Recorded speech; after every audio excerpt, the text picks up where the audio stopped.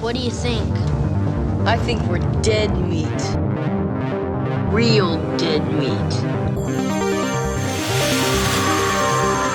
You dead meat! Go ahead and laugh, you guys. If I ever find a little bastards that did this, they're dead meat. Welcome to the Dead Meat Podcast, your horror safe haven. I'm Chelsea. I'm James. We're married and we like to get scared and travel together. Yeah, we're both very jet lagged and out of it. So welcome to this episode. We did 3 weeks back-to-back trips. First one was a little sojourner up to Monterey for a friend's wedding. At least that was in the same time zone. Yes, because then we went to the topic of this episode, New Orleans, for the Overlook Film Festival. Mm-hmm. More on that very shortly. And then we went capped it all off. after that to Scotland. We went to Glasgow. It was incredible. Thank you everyone for your amazing hospitality. Oh my God. The reception was like, The Scots love dead meat. yeah. Holy shit. I didn't realize you all love dead meat so much. Sold out a live show at the garage or the garage. The garage. Yeah. And then our time at the Scotland Horror Con was spent just nonstop meeting with people, sold out standing room only panel, Q&A panel. Yeah. It was the best. Yeah. It was so good. A special shout out to Des for leading that panel and our table assistant, Eva, who fucking kicked ass. Eva, you rule. Yeah. Thank you so much. Yeah, that Scotland Horror Con, absolutely amazing. I want to go back. Yeah. Oh, and both Lauras. The Laura who arranged the con and the Laura who helped us with the live show. Yeah. So many good people there. So much good food. Yep. But we're not talking about Scotland. No, we're talking about Overlook. We're talking about New Orleans. New Orleans, baby. Yeah. I had a blast. We had 2 back-to-back trips to places where the food was delicious and unhealthy, and you drink a lot. And you are expected to drink while you're there. Literally at the Scotland Horror Con during our panel, the guy running the panel gave us little shots of Yep, scotch Des gave us whiskey. to start it off. Mm-hmm. So, yeah. We have lots of treats too. We'll do some kind of social post trying out the treats. Because we got a bunch of snacks, so I want Gressel to do like a taste test with us. We'll do it for social. I wish we had time to do it tonight, but we don't. I also want to do the taste test. I know. That's right, I yeah. wish we could do it right now, but I got really tight turnaround for this. So we're talking about the Overlook Film Festival, which is our first time attending. I think was it only the second year that it's maybe, or no, it's not the second. That was the horror, the Scotland Con. Oh, you're right. Overlook's been around for a while because it actually started at the Stanley Hotel in Estes Park, Colorado, the basis for the Overlook in The Shining, but it quickly outgrew that venue and has been in New Orleans for quite some time. Last year, a whole bunch of our friends went. We did not have the opportunity, but this year we did, and we went and we saw a whole bunch of movies. So we're going to talk spoiler-free reviews about all the movies we saw. Yeah. Pro tip, if you go to a film festival, because this is the first time I did a marathon film festival thing. This is our first time doing anything like that. Bring a blanket. I was freezing. Those theaters were cold. Because we're packed for New Orleans where it's hot. And then every single movie, I was so cold. Yeah, it was real cold, uncomfortably cold. Wear layers. Yeah. If you're familiar with New Orleans, the film festival took place in 2 locations. The Canal Place theaters. Yeah, the Britannia. And We're at 2 Britannia theaters. Oh, you're right, yeah. It was one At in Canal Place and then one Uptown. Uptown. Which I think is the original location. Great theater, but a bitch to get to. Especially, I feel like half the time we took a car there, we got stopped by a fucking parade. We would get caught behind a second line. Yeah. It was constant because we were there on the weekend. Quit getting married during film festivals. Getting married while slowing us down. Overlook is happening. Yeah. Yeah. We stayed at the Hotel Monteleone. Yes, supposedly very haunted. A beautiful hotel. We Fantastic. Unfortunately did not get to do the carousel bar. We looked at it through the window, but there's a long-standing bar that slowly rotates. spins, and it looks like a carousel. Yeah, like it's a all decked carnival out to be a carousel. carousel. Super cute. Which is super cool. Yeah, we ate at Café du Monde, had beignets there. Great place. We also ate at, this was exciting. We were at a restaurant and James ordered a drink. This is our first night, and then we were like, we just need somewhere that's open late because we got there late. It's like a Thursday night. It's like 11 something. Yeah. So it was like there's only a few places open. So we're eating at this place. James has a drink, and I'm looking at his cup, and I see this logo, and it's got like this little lobster on it, and I'm like, why does this fucking lobster look so familiar? And I'm staring at it, and then it hits me. Oh my God, we are at the restaurant from the Lost Kitchen Nightmares episode. This restaurant sued Gordon Ramsay like 10 years ago to keep their episode from airing, and we were there. And it never aired? No, it never aired. You can find, people have uploaded it to Vimeo. I still want to watch it with How'd you. they get it? I don't know. Huh. I don't know. Gordon leaked it onto fucking Gordon Pirate Bay. leaked it, maybe. But it was very exciting for me to be there, and it was kind of thrilling because who knew if we were going to get food poisoning or not. That was the Oceana Grill? Mm-hmm, and we're only saying this because it was good. It was good. There was a corn dip. Yeah. I got a po' boy, my first of two. Yeah. It's allegedly new managers or owners, who knows? Mm-hmm. But we didn't die, so. The blackened fish style, I love it. It's very good prep for a fish. Have you done that, Gressel? It's not my favorite. Okay. But I haven't, in fairness, I haven't done it in a long time. Or had it in New Orleans. We had charbroiled oysters too. We did. That shit which was we don't delicious. normally do. It was good. We went to a Mr. Ed's. Mr. Ed's, Yeah. And where one of the waiters was a fan. Yeah, recognized us. Strongly recommended the charbroiled oysters. We usually go raw. We do it raw, baby. But we for him, we tried them out. They were fucking good. Yeah. And then I also got some gumbalaya there, which was a mix of gumbo and jambalaya. I learned my new favorite sandwich, the muffaletta. Holy shit. I'm an olive guy. So you put that olive salad, and you get that bread and those meats, you warm it up a little. Holy fuck, that's good. Yeah. You didn't have one of those. No, You don't like olives as much. No. No. I ate so many movie theater nachos. I got real sick of them by the end of it. Yeah, that was our dinner half the days. Yeah. We rode the streetcar trolley up and down. Mm-hmm. That was real cool. So yeah, we got to experience a little bit of the city, but most of the time was spent watching movies. Mm-hmm. So opening night movie was Drop, Blumhouse's latest, which is now out in theaters. You can go see Drop.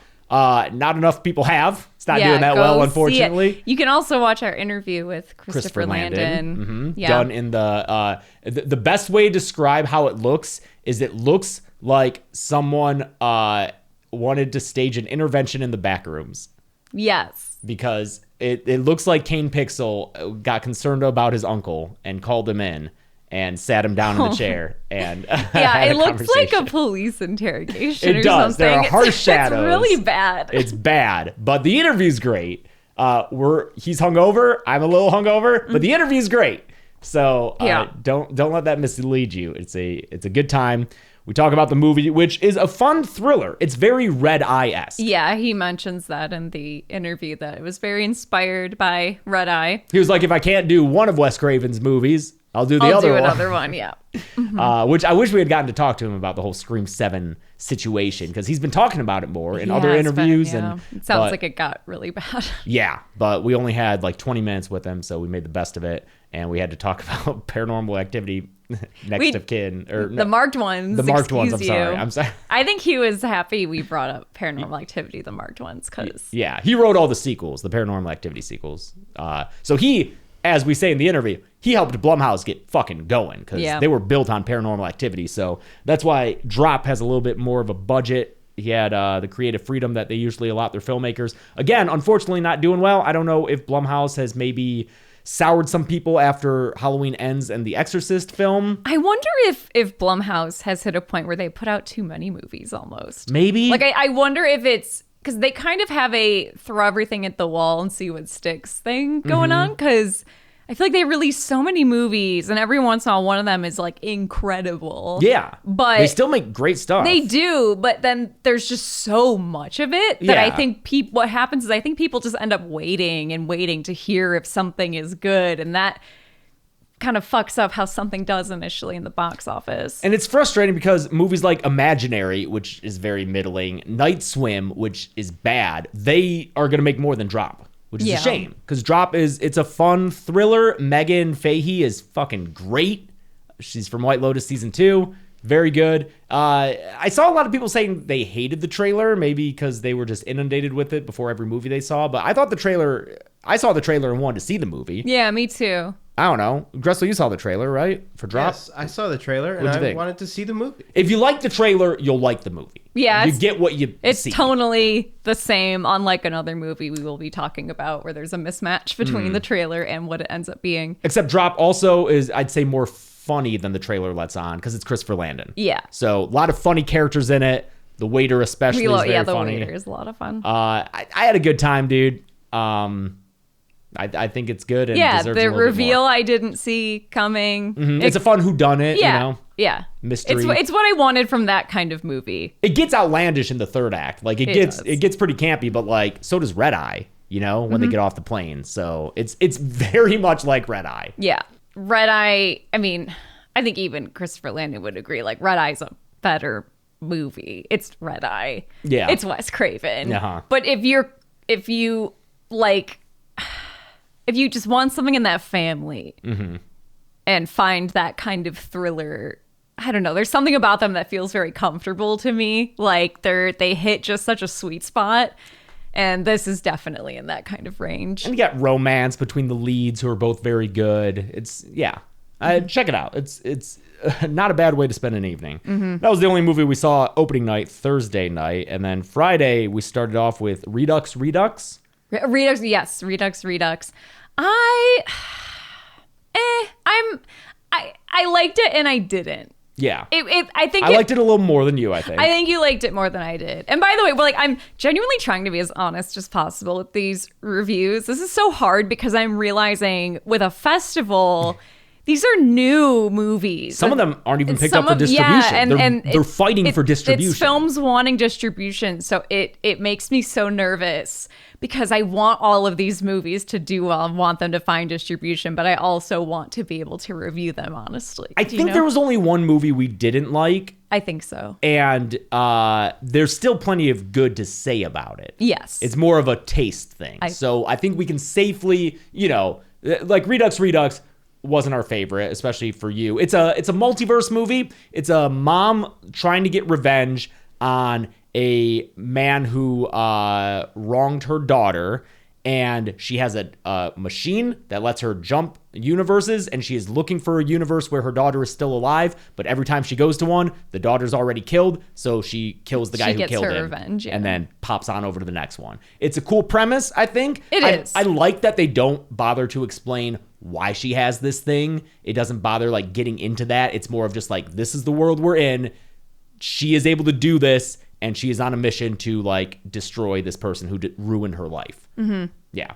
Go ahead. I'm ready to retire multiverses. I'm so sick of them. I don't find them interesting as a premise. I agree when it comes to universes, like multiple movies, because then you don't have the stakes of if a character dies. I'm talking about Marvel. If a character dies, they're not really dead. You'll bring them back when you need Chris Evans again. But in a confined film, I wasn't bored by it. I thought it was interesting what they were doing with it. I just, by the time, we always have to have a scene in movies like this, though, where someone has to explain, we live in a universe where there's multiple universes and blah, blah, blah. And it's always the same fucking scene. Do you know what I mean? There always has to be that. And I'm like banging my head against the wall. I'm so sick of it. Sure, but they do it pretty quickly here because she's explaining to a younger character and she mentions sliding doors, which the younger character obviously is like, doesn't what understand. sliding doors? Which I did laugh at because I feel like I've referenced sliding doors multiple times on this podcast. But of course, I am an old. their reference point is more like Marvel. But yeah, it's done by the people who did Cobra Kai, and the teenager character, because this mom comes across a teenager who's like a rebellious fucking teenager. She seems ripped straight out of Cobra Kai. Who was that character who we fucking hated in that show? The chick, bully chick. The mean girl. Yeah, the mean girl who everyone else online loved, and we didn't watch all of the show, so maybe we would have come around on her. Yeah. I'll never forgive Hawk though. Fuck that guy. But she seems like a kid ripped straight out of Cobra Kai, and she worked for me. Didn't as much for you. No. You didn't like She was too much of a cartoon for what this movie was. Because I think this movie is a very grounded kind of it has a sci-fi premise, but it's keeping it very realistic and like lo-fi almost. And then you have this younger teen character who is just, we're just quipping, and she's got an attitude. And dude. she's just so, and she's snark, and just, it's too much for me. Okay. I just think like them trying to come from a Cobra Kai style to, I think that's how they're used to directing kids or like writing kids or teens, and it doesn't translate to this style of thing. I think there's just like a clash, Okay. like colors clashing almost. I can see that. Yeah. Yeah. Oh, and random Jim Cummings pops up. Yeah, Jim Cummings jump scare. Then that night we saw The Ugly Stepsister standout movie. I love Ugly Stepsister. So good. Yeah. Fantastic. I watched a trailer for this on the live stream a few weeks ago, and the trailer is done in a very substance way, like text on the screen in that same font, very like pounding electronic music. The movie is nothing like that. Thematically, they have similarities. It's talking about, beauty standards and a woman's place in a world. Yeah, and this was written in film before the substance came out. That's the thing. Yeah. And this is by Emily Blichfeld. I think it's Amelia. It's pronounced not like it's spelled. Amelia Blichfeld. Okay. Blichfeld. Okay. She fucking rules. Oh, dude. I love her. First in the Q&A after the movie, we were like, wow, she is hilarious She's and amazing a and so riot. smart. And then we got to talk to her at one of the after parties, and again, a riot. We couldn't make an interview work because of the time zone difference. I know. And because she's like done doing press, I think, because it comes out this weekend. But holy shit, if you can see The Ugly Stepsister, I know it comes out the same day as Sinners, and everyone's going to see Sinners, but see if you can also see The Ugly Stepsister. Yeah, but go see Sinners. This episode is sponsored by Sinners. That's true. Go see Sinners. Go see. Hey everyone, it's Chelsea here, letting you know that on April 18th, the movie event of the year arrives. Sinners from Ryan Coogler, director of Black Panther and Creed, is a new genre-bending thrill ride unlike anything you've ever experienced on the big screen. Starring Michael B. Jordan, Haley Steinfeld, Wunmi Masako, Jack O'Connell, and Delroy Lindo. Identical twin brothers Smoke and Stack, both played by Michael B. Jordan, return to their hometown for a fresh start, only to discover that an unspeakable evil is waiting to welcome them back. They'll soon learn that when you dance with the devil, sometimes he'll follow you home. Don't miss this epic event that delivers on multiple levels: mystery, action, horror, suspense, and so much more. Shot with IMAX film cameras, Sinners promises to keep you on the edge of your seat. Get ready for Sinners, only in theaters and in IMAX on April 18th. That's April 18th. Rated R, under 17, not admitted without a parent. Our Father, which art in heaven, hallowed be thy name.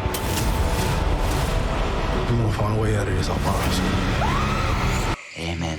Sinners, rated R, April 18th. Our next sponsor is Rocket Money. When it comes to spending, sometimes it's out of sight, out of mind. Rocket Money helps you spot those patterns so you can do something about them and keep more money in your pocket. It's kind of like that feeling when you find money in your pocket while doing laundry. It's your money at the end of the day, but it still kind of feels like free money, and isn't that what counts? Rocket Money is a personal finance app that helps find and cancel your unwanted subscriptions, monitors your spending, and helps lower your bills so you can grow your savings. They can easily create a dashboard with a personalized budget to help keep your spending on track. Get alerts if bills go up in price, if there's unusual spending activity, or if you're about to go over budget. There's even a new goals feature that'll automatically save money for you, so you don't even have to think about it. Rocket Money has over 5 million users and has saved a total of $500 million in canceled subscriptions, saving members up to $740 a year when using all the app's premium features. Cancel your unwanted subscriptions and reach your financial goals faster with Rocket Money. Go to rocketmoney.com/deadmeat today. That's rocketmoney.com/deadmeat. rocketmoney.com/deadmeat. Then hop on over to the next theater and see The Ugly Stepsister. It is a Cinderella story. Yeah, it's a retelling of Cinderella, which we've had so many of them, but this one does it so interestingly and with so much like empathy for these characters. And it's cool how it keeps the outline of a Cinderella story, but really grounds it in this kind of fucked up reality. It's so good. And it's told from the ugly stepsister's point of view. Right. Who, in her effort to become beautiful, does some twisted body horror shit. This movie is gross. It's just, yes, it's very gross. It's an insidious gross. Like, it doesn't slap you in the face right away with it, but by the end, there are scenes where you are screaming with the crowd. Yeah. Reportedly, audience members throwing up. It's one of those. I think it was the Sundance crowd, which the Sundance, they're not hardened veterans like the Overlook crowd where we're all eating snacks and shit. That's right. This. Yeah, I adore this movie. It's funny. Costuming is beautiful. I don't know. I could go on about it. It made me emotional in a way that the substance made me feel emotional, where I felt very, I don't know, it's nice to have a movie where it feels like the filmmaker, like, I think I said this with the substance too, like putting her hands on my shoulders and being like, you're good enough. Like it's okay, you know? And I get it. I get how much shit sucks, and here's my movie about it. And I'm angry for you, and I'm angry for me too, kind of. And at the same time, like we said, it's hilarious. A lot of nudity. Is erect penis, I think, right? There's like multiple erect penises. Yeah, not whole. Maybe not. Yeah, we're seeing whole. Maybe don't go see it with your family. Yeah, that's even your though warning. it's like, oh, it's a Cinderella movie. No, and then that's fucking gross too. Gore and other things happening. A lot of it. Shout out to the guy who rides to their house to write their name down for the ball. I feel like he's very funny. Very funny. Everyone's very funny in yeah, this. like the comedic performances in this are really, really good. Like it's so dry and so dark.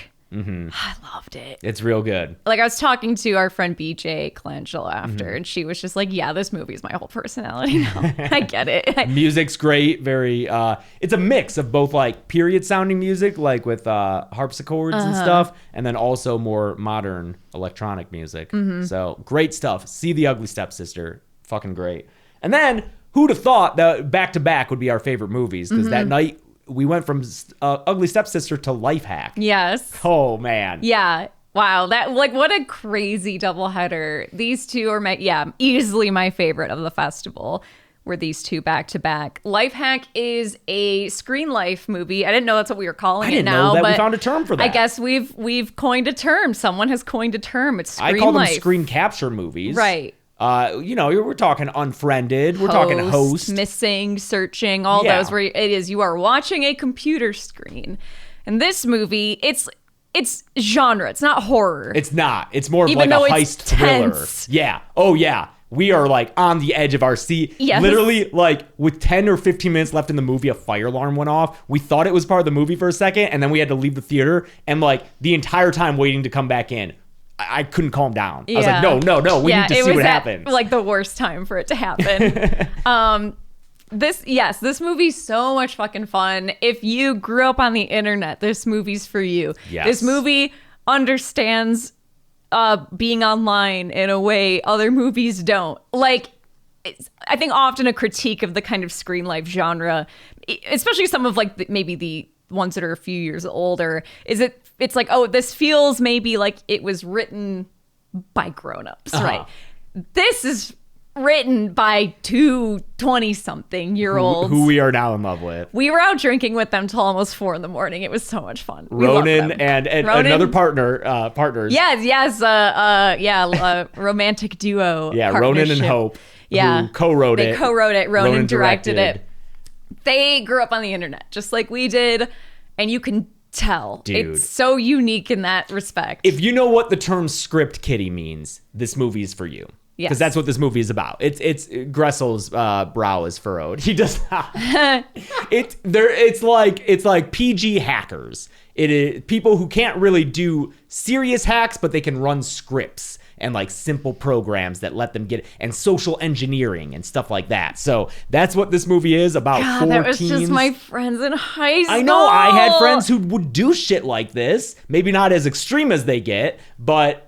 Oh my God, like we were friends with these people they're playing fucking, what's the game? Rust, yeah. Which I've never played. One of the only games they could get approval to use. Oh yeah, the Rust guys were excited about having it. But you know, they're on a Discord like program. They're talking through that. They're of course, they're all teens who are alienated from their families. They have issues going on there, so they find togetherhood with each other online. It's really sweet. There's like that nice emotional core too of what it means to have friends online and to have your core group of friends exist on the internet. Yeah, if you've ever stayed up till 4 with your Tumblr pals or video chatting with people from the internet, like this movie just understands what you. was like our version of Discord? There was another There was Ventrilo was that one. was it. Ventrilo. TeamSpeak? That's what I was thinking of. Okay. Yeah. Yep. Mhm.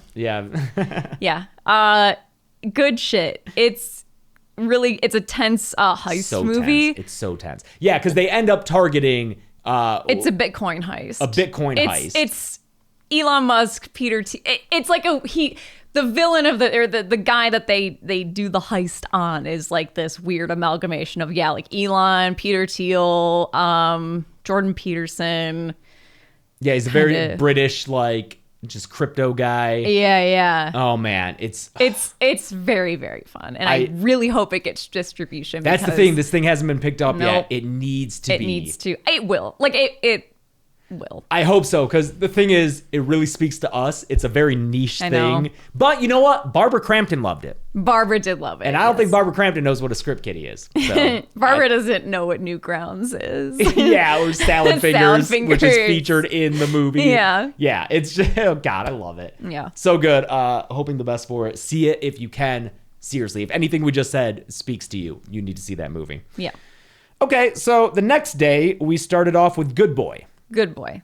This is the movie from a dog's perspective. It is like all from a dog's perspective. And let me tell you, everyone wanted to see the movie from the dog's perspective because they had overflow theaters. Yes. Packed. It was crazy. Everyone was there to see the dog movie. It's like a haunting movie. It's like a haunted house kind of. Basically, supernatural. the premise, which I do think is really great, is you know how sometimes your dog will just bark at nothing, which ours certainly does. There's one room. They'll like look in the corner and bark. There's one room in particular. We have to close the doors to our dining room because she'll just sit there and bark into the dark. It's like at night always. It freaks us out. That's what this movie's about. It's like, what's that dog seeing? Dude? Yes. So this movie has, hands down, the best dog acting I have ever fucking seen. Very good dog actor. Every shot of this movie is with this dog. And because we went into it thinking it'd be like a first person perspective. I thought it was like a POV, like strap a GoPro to the dog kind of thing. No, it is the dog in every shot acting its little fucking dog heart out. It is so good. And it's this like beautiful kind of golden retriever looking dog. It's a good boy. It is a classic just dog. Yeah. Dog. It is also shot really well. It's gorgeous. It's so beautiful. It might be like the best looking. I think it might be like thinking of the movies we saw. This might be like the best looking out of all of them. Yeah, it's just shot gorgeously. That being said, I didn't like it. I didn't like it. This is the one we didn't like. Yeah, a lot of people did. A lot of people did like it. So, tastes vary. For me, I was bored. I felt during this how people complained about feeling during Skin and Rink. And if you're not watching the video version of this, yes, we do have a Skin and Rink phone now. Yes. When you pick up the phone, it makes creepy noises. I went to the Shutter party at the Toulouse Theater the first night. I did not. I was done. I was so tired. I was eating cake in bed in the hotel room. Everyone respected it when I told them. I'm laying there and I'm falling asleep, and then the hotel room door opens and James stumbles in. I was pretty drunk. Drunk. I was pretty drunk. Just holding the Skin and Ring phone. They had it there. What the fuck is happening? They had a few there, and I got one of them. Thank you so much for giving it to me. Yeah, they said it has to live on the set, so it will. It's great. And definitely walking down Bourbon Street with this thing to get back to the hotel. These two chicks ran up. Were like, "What are you doing walking around with that?" I was like, "Oh, it's this phone." They're like, "What?" I was like, "It's from a horror movie." And one of them's like, "Are you a serial killer?" And her friend starts pulling her away because, here I am. You'd be so scary. You're just walking around with that. You don't even have it in a bag. You're just holding it. No, I'm holding it with both hands like it's a treasured possession, which it is. But just walking down Bourbon Street with the drunkest people imaginable. on every side. And yeah, some people got a kick out of that. I am gonna put fake eyelashes on it. You gotta yesify it. Yes. Yeah, that was the same party where Gressel, did you safely avoid the picture I sent in the group chat? I did, but Erica told me about it. Yeah, I went to that party and wandered around, and I stumbled upon a corner where a guy was sitting with a tarantula, and the probably would have just turned around, but the guy helping him was a fan of Dead Meat. It was like, hey, James A. Janice, you got to do this. Couldn't say no after that. So Yes, you can. So you can see a picture on my Instagram of this tarantula on my head, on my face. I would have done it. You don't see it, so that helps, and so it just feels like little fuzzy taps on your head. Well, That doesn't make it less scary. It does. If you're not seeing it, they're supposed to be very gentle tarantulas. yeah. Because that's why people keep them as pets. They're Yeah. they're But, kind of just gentle and stupid. I got the picture, and I was like, okay, you can take it off. Yeah, you can take it you're off. good. I'm You're good. I'm good. Yeah. Anyway, back to Good Boy. You're right. It's probably how a lot of people feel about Skinamarink, or we're getting Skinamarink right now. One of Yeah. our lights just flipped off. Ooh. Or In a Violent Nature, where people were bored. Slow. Yeah. Slow. And both those movies I loved. Maybe under a different circumstance, I would have liked this, but I felt like it wasn't scary.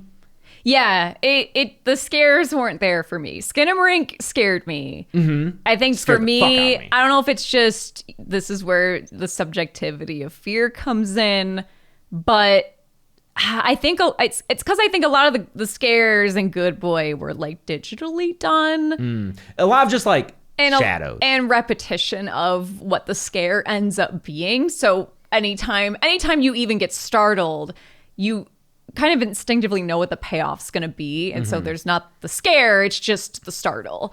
And then the other thing is, I couldn't tell you what happens in that movie. couldn't The story is so confusing, and I don't think it's just because it's from the dog's perspective, so the dog's only overhearing conversations, and they're on the phone and stuff. But like, I don't know, the dog's owner takes the dog to his dad's cabin where his dad Larry Fessenden. Oh yeah, as you see in videotapes, his dad was Larry Fessenden. Yeah. And his dad apparently like went crazy and did he sewer slide, or I think him and the dog. fucking Him shit. and the dog. his dog. Yeah, yes. Yeah, not the Good Boy. Right. And then like the dog's owner starts going crazy too, and like they're like seeing stuff. But then the dog's owner also is battling I think a separate medical condition. Yes, he There's does. just a lot of things. And then like, the dog's seeing like eyes and like a log, and I'm like, what's that all about? Is that like a ghost of like a fox or something? I don't know. So I couldn't really tell you what was going on, but I think the movie, if it hasn't already been picked up, It will be. People loved it. So definitely see it for yourself. Again, beautiful looking film and the best dog acting. It was the director's dog, he said. And so I assumed the whole movie that the lead actor was the director, because how would this dog, to get the best performance, you'd think it'd be with his owner. No, it was an actor. I don't know how he directed that dog. Yeah. It was damn good dog acting. Just such a good boy. Better than Anatomy of a Fall. That's tough. That dog didn't carry a movie. That dog was a supporting dog. Oh, well, sure. Okay. It had other people. Yeah. It had, oh my God, why can't I remember her name? It's late. I'm really tired. The lead actress. Was it Sandra Mueller? Yeah. Yeah. Nice. Thanks, Gressel. Saturday night, the main event was Clown in a Cornfield. Clown to Cornfield. Yeah, I read the book ahead of time. I so did not. I knew what to expect by Adam Caesar. Not something I expected when you said Clown in a Cornfield. That I read the book. Ahead of time. There are 3 books. There are 3. Yeah, and I've read the first one. I enjoyed it. It's a very easy read, very YA, but gory. And it was written by Adam Caesar, who was at the festival, who is the nicest guy. Yes. This guy, he was such a riot. I adore him. He knew the channel, and we were all excited to meet each other. And it was directed by Eli Craig, who did Tucker and Dale versus Evil. So, bona fides in the horror comedy world, which this is. This is a very funny horror movie. I'd say it's funnier than the book. I think the book had a lot more kills, I'll say, if you read the book. There is like some fucking massacres going on in that. But the movie still has plenty of kills and is very funny. Yeah, and Adam is a teacher. Yes, he was a teacher. Yeah. Then he wrote these books. He said he wanted to write something that the kids he taught would like to read.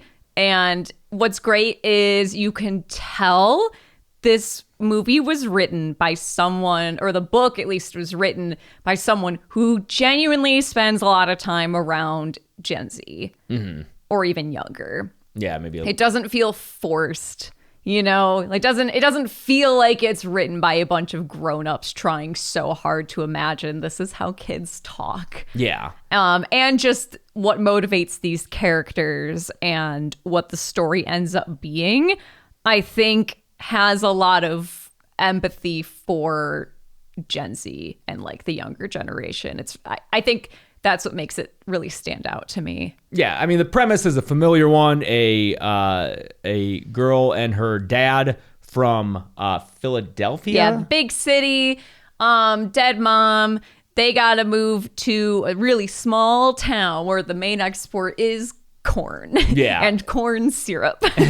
And her not fitting in. And there's this weird thing that happened in the town so many years ago kind of thing. And there's the town's big company that exports the corn and that has a friendo, the clown mascot, who is then turned into a killer, appropriated and turned into a killer.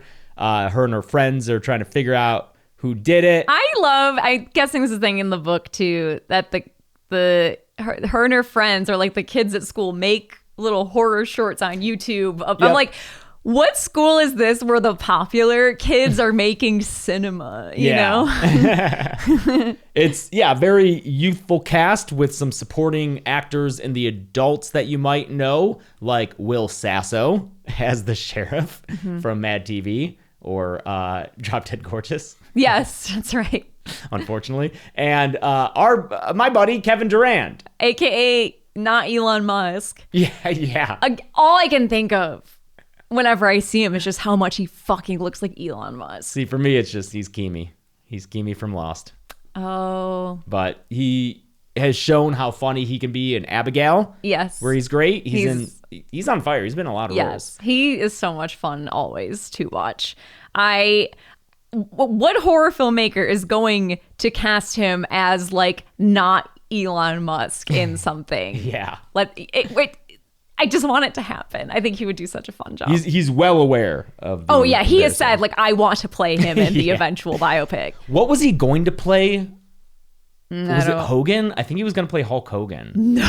In a biopic that fell apart. Yeah. Dude, I would love that. And just from what I understand of Kevin Durant, I think he would commit to fully getting the build and just the kind of like sausagey skin texture of Hulk Hogan. Like he's like red all the time. Actor Kevin Durand was cast to play Hulk Hogan in a movie called Killing Gawker, but the project fell through before it could move forward. Oh my God, so it would have been like Peter Thiel and shit. Oh. Durand even gained weight for the role, going up to 295 pounds. He was getting the hot dog neck and studied everything. Hogan's voice and mannerisms. Man. Dude. The director, Seth Gordon, pulled out of the project before filming could begin. Man. Dude, we were fucking robbed. And I know that he was super excited for the project. He was, oh, man. What a crazy story, too. I would love to see a movie about that, because that truly was one of, like, the beginnings of the end. That killed Gawker, right? Yes. Yeah.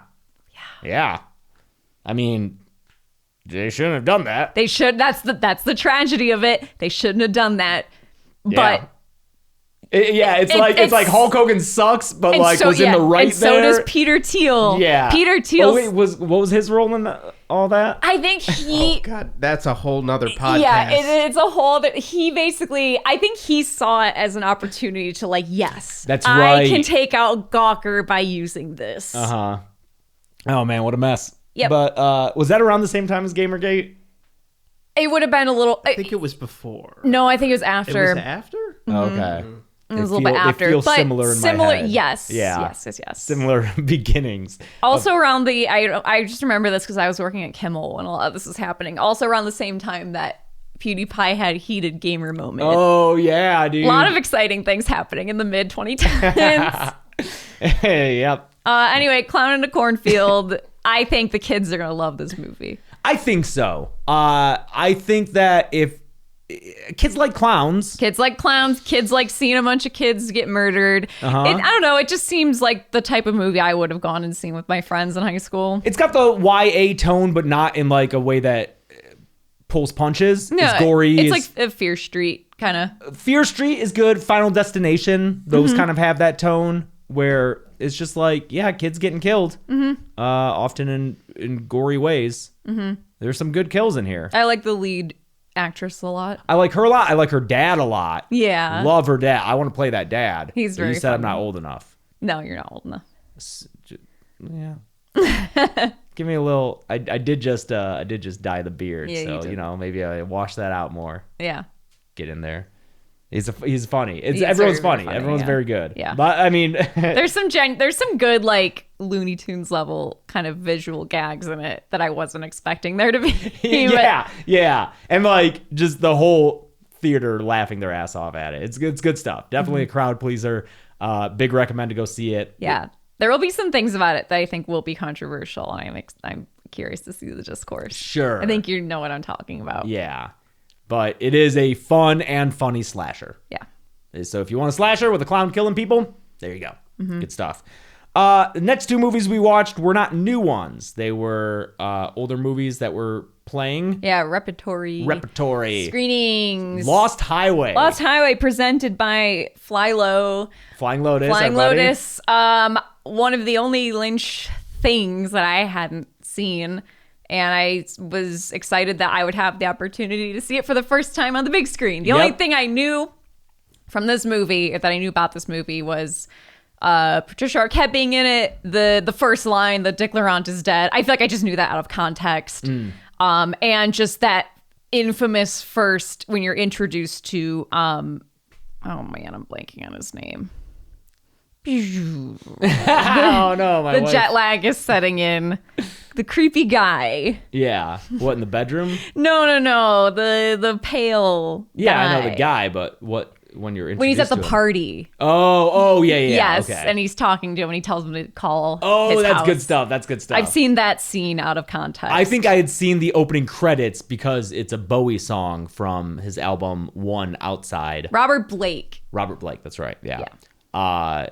I'm Deranged is the song, and it fits the movie perfectly. I mean, the movie has a killer soundtrack. Yeah. It's Oh great. man, it's like 9 Inch Nails, and it's industrial, so 90. Marilyn Manson in there. It's industrial 90s, and I love it. Fuck, that movie's cool and weird. It's real horny. Yes. Although I noticed, and I don't know if it's in all his movies, but Lynch was afraid to show man ass in this one at least. The frame always cut off from because it's who's the guy? Bill Pullman. Is the lead for part of it. Yeah. Yeah. It's fucking mind fucking. It is, yeah. It kind of reminded me of Mulholland Drive. It's a Mobius strip where you could loop the movie over and over. yeah. And over. Yes, it is.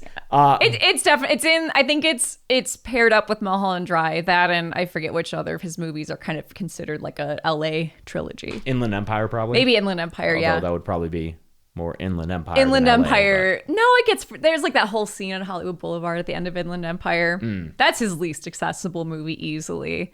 Yeah, I mean, this one, it finished, and I was like, that was cool. I don't know what the fuck happened. Yeah, time to have people explain it to me. All I know is that I saw all of Patricia Arquette. Patricia Arquette in this movie is hot. Dude. She's just so gorgeous. All I could think of the entire movie was that Reddit post on the Severance subreddit where someone was like, hey, is it just me, or does anyone else find Miss Covell kind of hot? And all the comments were like, Baby, that's Patricia Arquette. you're asking if Patricia Arquette is kind of hot? Yeah. The whole time. That's all I'm thinking watching this movie. Yeah. Oh man, she's just like walking around naked in high heels. It's incredible. Yeah.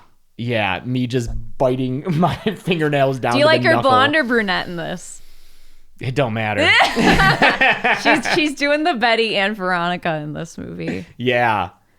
She's brunette at first. Yeah. And she's got those bangs. They're like The Betty Page bangs. Yeah. Yeah. She pulls it off. She does. She I pulls think off. I prefer the blonde. I don't know how she pulls off every weird 90s thing in this. Like the dark lipstick, the really thin eyebrows. I don't know. Yeah. Yeah. Good stuff. movie. Although I definitely thought that guy was Gene Hackman. Oh, Robert Loggia. Yeah. The mobster. The mobster guy. Yeah, I was like, I know it's not, but I can see feel it. like it I can should see be. it, yeah. Yeah. Both his appearance and voice. I was like, is that Royal Tenenbaum? Uh-huh. R.I.P. R.I.P. Man. He had a good long run of it. Mm-hmm. Though the ending was weird. The ending was weird. Ending was real weird. It was weird. Then we saw Tales from the Crypt Demon Knight. Demon Knight. Which is one of those movies that people are always like, you haven't seen that? I was like, no, it's a blind spot. I'm so fucking glad we got to see it. This is a movie by Ernest Dickerson. Legend. Yes, Ernest Dickerson was given a Lifetime Achievement Award Mm-hmm. by the Overlook Film Fest, so we got to see it, and we finally got to talk to him and his lovely wife, Rose.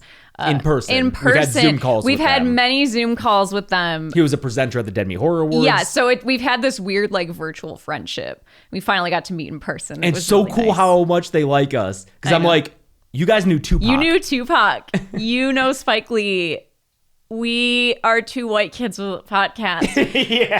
Do you know what I mean? It's like You shot Do the Right Thing. we bring nothing to this friendship, but I'm so glad that you like us. We bring smiles and We youth. bring smiles. And youth in air quotes. Yeah, they're but very lovely. They're lovely people. Yeah. They're so great. Yeah, Ernest Dickerson, for fans of the channel. Bones. Juice. Juice we never covered, but Juice fucking Is rules. incredible. And is basically a horror movie. It is. If you've never seen Juice. It's Jaws if Jaws is a person. Yeah. And Tupac. it's so good. It's so so tense, fucking good. but it's also really sweet and heartfelt. And there's something really like cozy 90s about it. Like all those scenes where it's like you see they're just kids, you know. Uh-huh. They're like playing at the arcade, like the I don't know. It's special. I really like that movie. But Tales from the Crypt Demon Knight has a young Jada Pinkett. Yes, in as it. a final girl. It has Will be on Horror Survivor. who? Her? Jada Pinkett. Oh. She's perfect for Horror Survivor. Oh, what about Or Billy Zane. Billy Zane Zane is puts in instantly shot near the top of my like favorite performances ever. Yeah, he's serving in this movie. He is so fucking good. See, in this movie. I think Royal Rumble, he'd be great. Oh yeah, in his cowboy The getup. cowboy outfit. Mhm. Yeah, yeah, because he's like He's just Beetlejuice. he's like a Beetlejuice guy. It's Billy Zane playing. I'm trying to. It's like Beetlejuice, and I'm trying to think of who else he reminds me of. I don't know. He's just all charisma. It's nuts, which works because the whole character is like he seduces you. Yeah, he's like a demon. He's kind of a wishmaster. Yeah, he's kind of a djinn where he can talk his way into, you know, he'll get you to let your guard down because he convinces you that he'll give you whatever you want. And for a lot of people, like mostly women, it's like, I'm so handsome, don't you want to be with me? And it's like, yes, Billy Zane, I do. His performance, his voice, his smile all reminded me of Mason Gooding. Yes. Mason would be great in a role like this. When are we getting Mason as a villain? Like, Mason would kill as this kind Hey, of you character. know what? VHS Ben tape. That's right, yes. We get Mason as a villain. We did, yeah. And he's great. He's like he's kind an of this kind asshole of in character. that. Yeah, yeah. I want to see that. He gets cast as such nice guys, which he's so good at because he is a nice guy. Yeah. But I know he's got it in him. Also this movie features CCH Pounder. Yes. Who, God damn it. That's all I can think of is Dennis from Always Sunny. is it Glenn Howerton doing the impersonation yes, of her? it's like a The very impression good of her? impression of her. Yeah. And Dick Miller. Oh yeah, our buddy Dick Miller. Dick Miller in Not our buddy. We never met him, but he's in our heart. He's in the intro. He feels like a buddy. yeah, right. You're dead meat. Yeah, you listen to the pod, you hear him every week. Spoilers for Demon Knight. He dies in this surrounded by so many naked women. Oh yeah, and it's very That's exciting. Like his fantasy. It's great. It's a very Jason X kind of. Oh yeah. I'm gonna. You want to drink or smoke or have premarital sex? Yeah. We love premarital sex. Yeah. And lots of awesome practical effects. Yes, the practicals so many are good practical so effects. good. A lot of little guys running around, little demon guys. Yeah. just that Billy Zane is like controlling and just sick of kind of, but there is bros. Yeah. So. I still don't 100% get the like lore, like what's exactly happening in Demon Knight, but that's okay. Yeah, it's okay. You know, with the blood and the tattoo on the hand. Jesus is involved. Jesus Christ Flashback himself. to Jesus on the cross. Yeah, it's Is so. it William Sadler? Is that the main guy? The guy The guy like who's the good running guy. from Billy Zane. Yeah. Yeah, I'm not sure offhand. Great movie. Check it out if you haven't. So glad I filled in that blind spot. Yeah, I think I will definitely use characters from that in future things. Yeah. And then the last movie we saw was Touch Me. Touch me. Oh, touch me. Okay, I'm trying to think what to compare Touch Me to. And I don't know if I can immediately I come thought up of with- Suitable Flesh, but mostly just because of how horny it is. Yes. I think it surpasses Suitable Flesh in the horniness. This is a horny movie. This movie, the writer-director said was inspired by Japanese pink movies, which brought me back to film school learning about Japanese pink movies. He was like tentacle hentai horror movie, horror comedy. Well, because isn't that like tentacle stuff and like it that was a thing because it circumvented, I think, laws, right? Oh, is that why?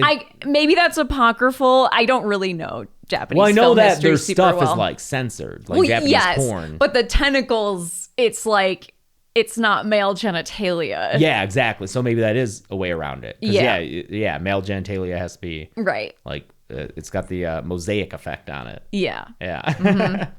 So this movie's about like a woman who has this kind of emotional affair with an alien who most of the time is in human form, played by that guy from Evil Dead, the remake. Yeah, Eric, the guy who keeps blonde fucking guy. reading from the book. No, he's got the long hair. Yeah. Is it blonde? It's like a long and very blonde, dirty yeah. Yeah. But that guy, he is an alien who breakdances. Yeah, this And movie's eats so chicken hard to nuggets. explain. It is. He eats chicken nuggies. He invites Olivia Oh yeah, over. it's Olivia Olivia Dudley. Dudley from And- 5 Second Films and Yes. such. And her friend, I forget the actor's name. Can you tell we had to film this last minute? I am so sorry.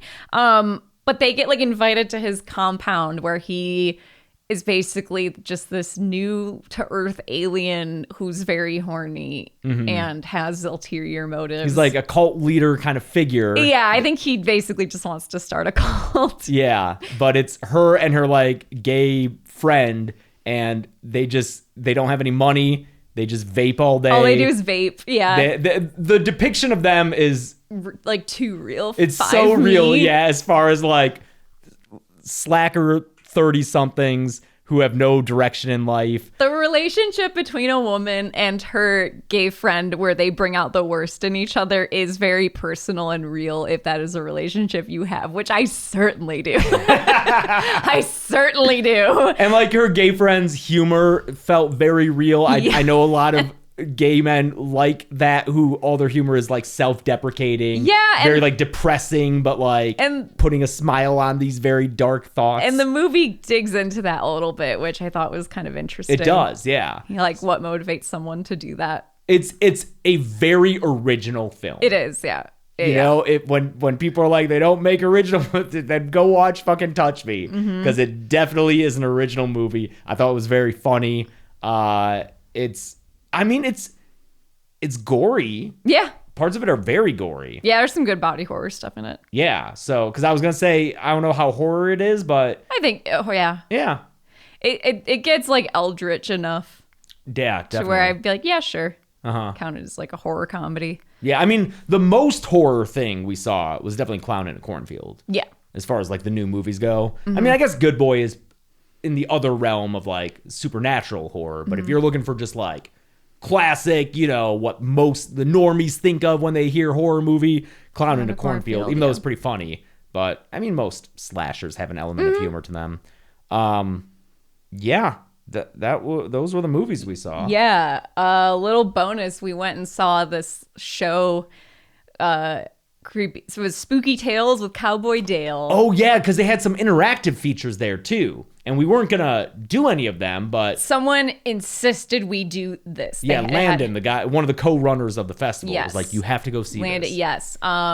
I didn't realize this animatronic show was put on by a fellow Podcast The Ride alumni. So I instantly was like, okay, these people appreciate an animatronic in the same way I appreciate an animatronic. So I must go see this. Also, the two guys who did this animatronic show, they are two of Nathan Fielder's creative partners. They've worked on The Rehearsal, Nathan For You, I think The Curse. That should give you an idea of what kind of weird that this show was. It is a one person at a time show that is about 20 minutes long, and it is you and an animatronic cowboy, like you sit by a campfire across from each other, and I don't know how else to explain it. We both had different experiences with the animatronic. It genuinely was fucking scary. James heard me scream. Mm-hmm. I don't know how much I want to give away about it because I don't know if they're planning on bringing him to more horror conventions. It's a very personalized experience. It is. It's very The personal. cowboy asks you questions. You tell him your name. Yeah. What you do. He repeats all that. That part is like AI driven. I think it's its own AI. They have the character, but then there's like stories that are incorporated that are written for it. It's kind of a hybrid of a bunch of different things to create this one experience. Yeah, and it comes off in a perfectly creepy way because like he'll be talking and be like, James, you ever wonder when you look up into the sky what's out there, James? And it's just like the way he splices your name into unnatural places and sentences was really he looks creepy too. But then he's like, what do you do, James? And I'm like, oh, I review horror movies. He's like, oh, a thing like that, watching pictures, telling people what to think about them, just going on these long discussions of the thing that you told him specifically. Couldn't stop laughing. And then there were a few, I asked him, because he'll ask you if you have any questions. And I asked, well, do you have a horse? Because he's a cowboy. And I see he's got a little lean-to. And I'm like, well, do you have a horse? And he talked about his horse named Ribbon that died and how he doesn't have the heart to ever get a new one. And then we talked about having pets that died. I was like, wait, this is getting really personal, but in a good way. It was very because he asked you if you had any. Yes. Yeah. And it was it was so sweet and unnerving and ultimately very scary. Yeah, the end of it is very scary and chills down my back. It was great. Yeah. It was really good. I hope they continue to bring him places. I understand that it would probably be difficult too because it is a very much an elaborate setup and a one person at a time thing. The funniest thing though is that when I walked in for mine, I walk in. That's right. And the cowboy is saying, there's been an error. Contact customer service. And then I just hear laughing from behind a curtain and guys being like, we're so sorry. We're trying to reboot him. This isn't part of it. But because I know that these fucks are from the Nathan Fielder crew, I'm like, is this part of it? Yes. So the entire time I'm sitting there, I'm like, are those guys going to come back? Yeah, we talked to them after, and they very much clarified, no, that was not part of it. They came out afterward. They were very sweet. But they were just this has never happened to us before. and the cowboy's mouth is moving as he's saying, contact customer service. So good. Oh, man, it was great. That's so good. Yeah. Anyway. All in all, amazing trip.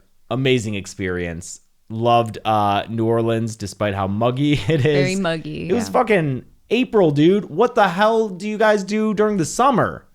What? Yeah. It's so hot. Too hot. But fucking loved it. Would love to go back next year. I think we have a invitation to. So if you can go, make sure you do, because it's great. And check out those movies that we talked about. Yeah, keep tabs on all these movies, even ones that we didn't like as much, because you probably will like them. Yeah. Yeah. But especially see Lifehack. Yes. And Ugly Stepsister. Yes. Yeah. Yeah. Great. Thanks for tuning in this week. If this felt a little slapdash, it's because it was. We are very hungover from travel. But yeah, thank you. And again, thank you to everyone who came out to our Scotland show and convention. It was incredible. Great. Until next time, I'm Chelsea, I'm James. and that's Gressel. Thanks, Gressel. Thank you, Gressel. Thank you, buddy. This has been the Demi Podcast.